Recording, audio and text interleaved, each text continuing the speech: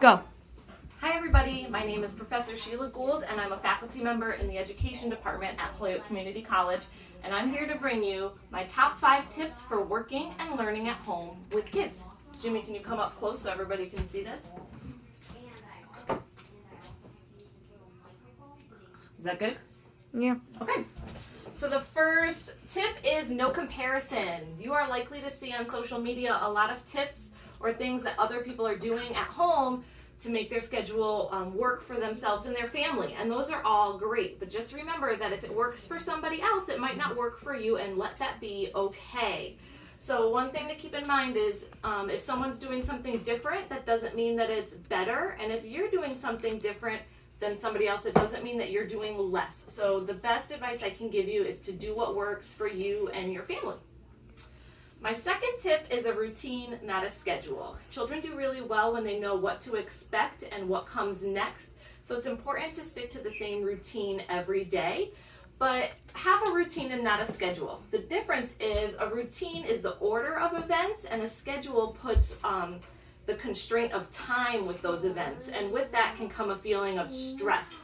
So let go of the stress of putting a time allocation on your routine. So if your children are doing something and they're really engaged and they seem to be giving you some time to get work done, just leave them be. Even if you said at 11:15 you were going to start making lunch, if everybody is doing something and they all seem busy and engaged, let them be and use that extra few minutes to do what you need to do.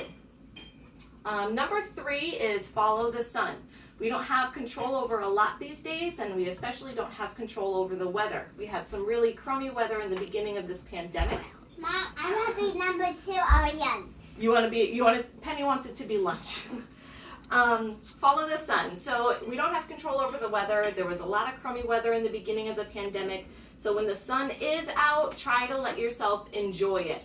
Even if that just means, cracking a window and feeling the fresh air. Mom, my pig is eating you. Your pig is eating me? Oh my gosh. Open the shutters, let the sun stream in, and maybe even bring some of your work and reading outdoors if you have outside space that you can access. Number 4 is mix it up. So if you can, Jimmy, can you show them the blocks that Penny has in here? So in my workspace, I try to bring in different toys that Penny can engage in every day, so that when my husband and I are working in this space, she can be near us but do something independently.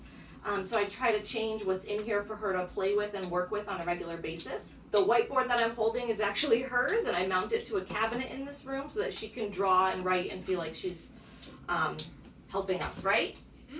Mm-hmm. All right, and the last one is include your kids when you can. So right now, this is me working, and Penny's in the room. She's in her pajamas. We're gonna let that be okay.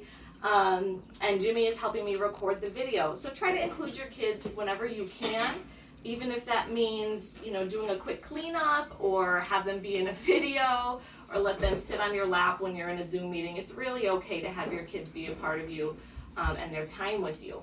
So those are my top 5 tips. Don't compare yourself to others. Have a routine, but don't put yourself on the stress of having a strict schedule. Allow for interruptions. Hi, honey. Get out of my office. We share this office. Follow the sun. Try to use some time to get outside or at least have the sun come in. Maggie, you can come in. It's okay. Mix it up. Even if you do something like have a silly fun lunch or I forgot the scissors. I did a yogurt parfait bar the other day, which not everybody liked, but I loved it. Maggie loved it. It was delicious. Jimmy was not a fan, but that's all right. Change up the toys that you have in your working space so that your children can engage near you, and include your kids whenever you can.